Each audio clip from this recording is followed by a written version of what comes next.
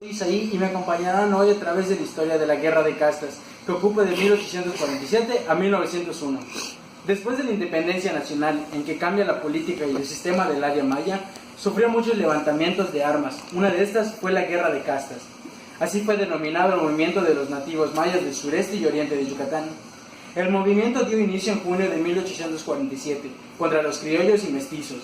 Este movimiento terminó en el año de 1901, cuando los mayas tomaron la capital de Chan, Santa Cruz, por las tropas del ejército mexicano.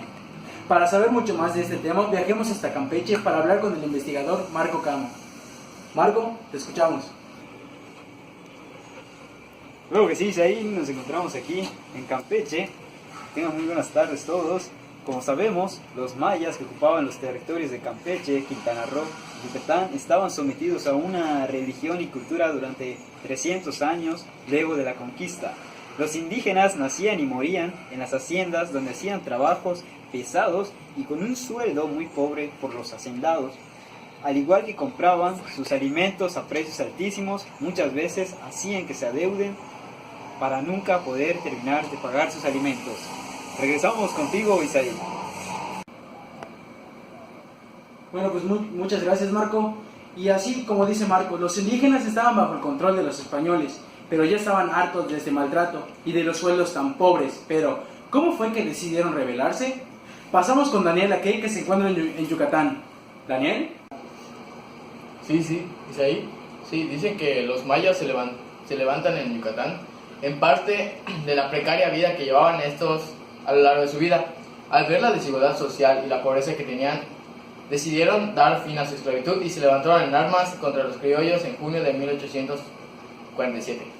Siendo el gobernador de Yucatán, Santiago Méndez, este se percató del levantamiento de los indígenas en la hacienda Culumpich, propiedad de Jacinto Pat, ubicada a 40 kilómetros de Valladolid.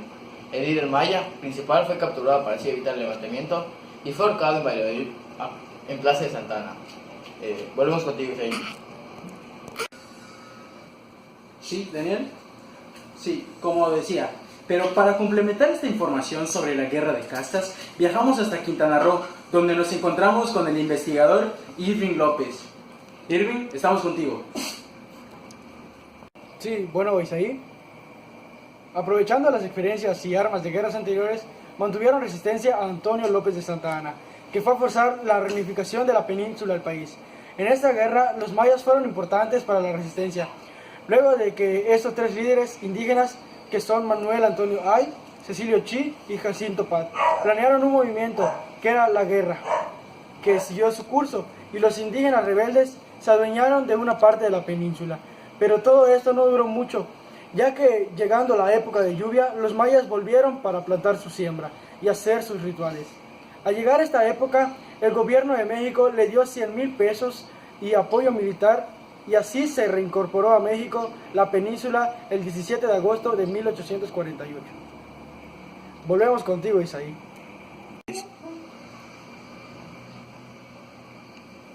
Sí, muy bien, Irving. Como verán, los mayas, la península del Yucatán, pasó por varias etapas. Los mayas pasaron por muchos maltratos, pero a fin de cuentas todo cambió gracias a la Guerra de Castas, donde hacía un paso grande para conformar lo que hoy en día conocemos como el actual Estado de México. Por mi parte, ha sido todo. Gracias por su atención. Se despide su servidor y hasta la próxima.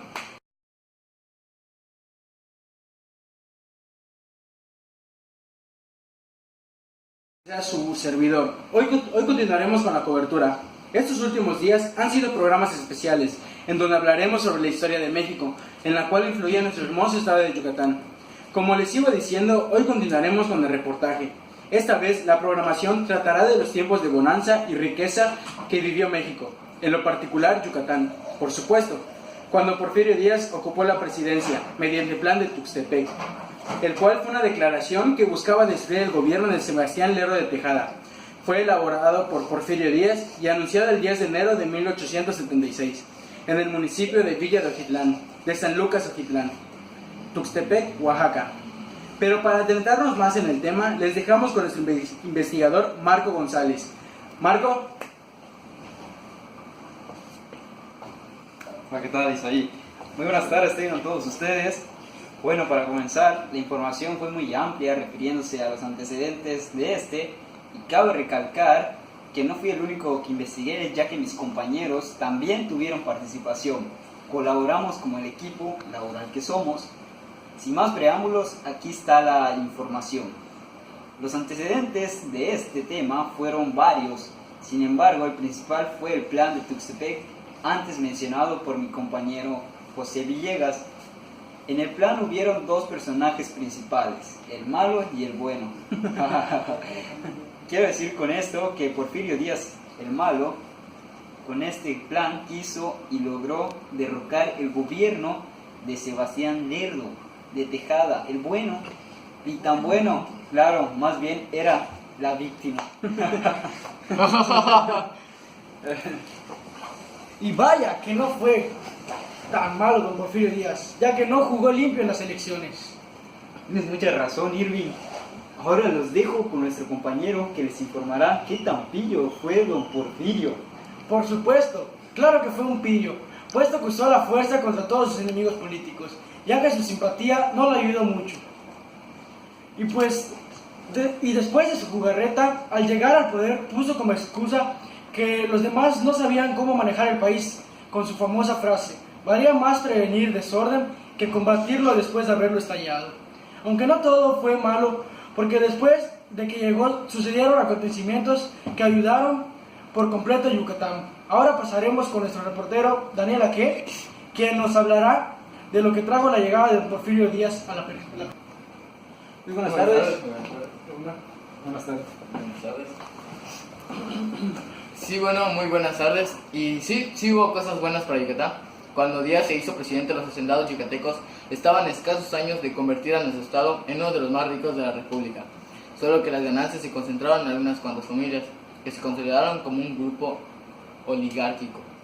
Sin embargo, fueron los responsables de los destinos políticos, económicos, sociales y culturales de Yucatán hasta 1915, cuando el ejército constitucional, comandado por Salvador Alvarado, arribó en Mérida. También los extranjeros tuvieron participación en la economía de nuestro estado, porque dice que los monopolios estadounidenses cordeleros sellaron el futuro económico del estado. Muchas gracias, Daniel. ¿Algo más que quieran agregar antes de que se acabe este programa? Sí, el Enequén fue base fundamental para la economía del estado en ese entonces, ¿no? Por supuesto, solo que al principio, al iniciar la séptima década del siglo XIX, Yucatán no contaba con instituciones bancarias locales, cuando más los necesitaba, porque el Enequén era lo único que se encontraba en las haciendas. Fue hasta que las instituciones National Cordage, la Plymouth Cordage, la McCormick, etc., proporcionaron el dinero necesario para refaccionar a los hacendados. Con este mecanismo, los empresarios extranjeros controlaron la producción del Enequén. Con el flujo de capital, los hacendados empezaron a expandirse. Y Yucatán, en menos de 30 años, se había convertido en uno de los estados más prósperos y ricos de México. Pues eso sería todo por mi parte, compañeros, y si ustedes quieran agregar algo. No, yo no. No, por mi parte también ya sería todo. Entonces, este es el final de este programa. Nos despedimos y estén pendientes del programa siguiente, porque hablaremos de un tema más acerca de la historia de nuestro estado. Gracias y adiós.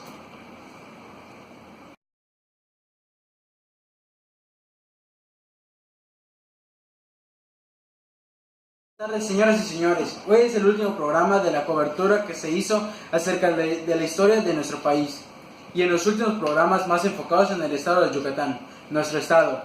Como le estábamos platicando, durante esta semana hemos estado hablando de datos históricos que ha tenido en México, también sobre aquellos personajes que influyeron en nuestra historia de buena y mala forma.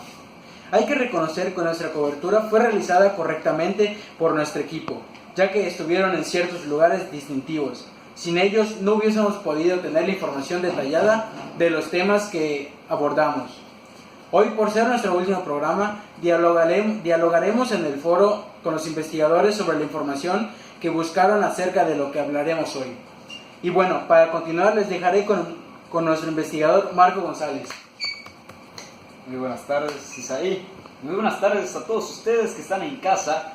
Como les dijo mi compañero, en este último programa hablaremos acerca de Felipe Carrillo Puerto, un hombre muy reconocido por lo que hizo. Este hombre tuvo gran participación en Yucatán. Fue un político al que quiso mucho el pueblo por las acciones que hizo durante su gobierno. para adentrarnos más al tema, pasaremos al otro lado del foro con nuestros compañeros Irving López y Daniel Aque, que nos dirán un poco de la biografía de este personaje. Hola, muy buenas tardes, tengan todos ustedes, compañeros. Muy buenas tardes y gracias, compañeros. ¿Te gustaría empezar? Por supuesto, ese personaje nace en Motul de Carrillo Puerto, Yucatán, en 1874. Fue un político, periodista y caudillo revolucionario mexicano. Este señor tuvo una familia numerosa. Vaya que sí fue numerosa. ¿No lo crees, Daniel? Pero vaya que sí fue numerosa, porque fueron 14 hijos que tuvo su matrimonio. Y como dato, si usted me lo permite, Claro, adelante, compañero. bueno, como muchos pudiesen pensar que tiene una cierta relación su apellido con el lugar de nacimiento de este personaje, pues yo aquí les vengo a decir que están equivocados, porque sus padres curiosamente se llaman Justiano Carrillo Pasos y Adela Puerto Palma. Una casualidad muy chistosa, ¿no lo cree, compañero? Claro, un dato muy curioso, compañero. Pero ahora pasemos con nuestros compañeros al otro lado del foro que nos tienen más información. Vaya información que nos brindaron nuestros compañeros. Ahora pasaremos con nuestro compañero Marco González, que nos tiene la información acerca del gobierno de Felipe Carrillo Puerto. Gracias, Isaí. Bueno, este señor fue el gobernador de Yucatán entre los años de 1922 a 1924. En su periodo como gobernador fue conocido por las obras de tipo social y educativo que llevó a cabo, además del compromiso que sostuvo con el bienestar de los mayas y por su enfrentamiento con los hacendados del Estado durante la etapa revolucionaria. En materia educativa, destacó por la implantación en el estado de Yucatán de la llamada educación racionalista. Fundó también la Universidad Nacional del Sureste, hoy conocida como la Universidad Autónoma de Yucatán, así como la Academia de la Lengua Maya. En el primer año de su gobierno se abrieron 417 escuelas públicas y tradujo al maya la Constitución de 1857 y 1917. Wow, pues, ¿cuántos datos interesantes, Marco? Para continuar y para casi finalizar con la información acerca de este personaje, pasamos contigo, Daniel Aque.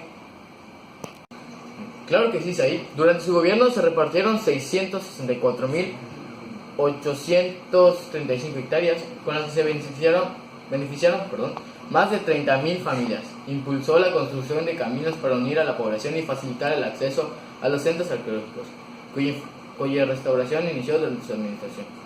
Fundó la Comisión Local Agraria, socializó la producción de los ejidos. Volvemos contigo, Isaí. Muchas gracias, Daniel. Ahora continuaremos con nuestro compañero Irving López, que nos tiene datos acerca de otras más acciones que hizo como gobernador.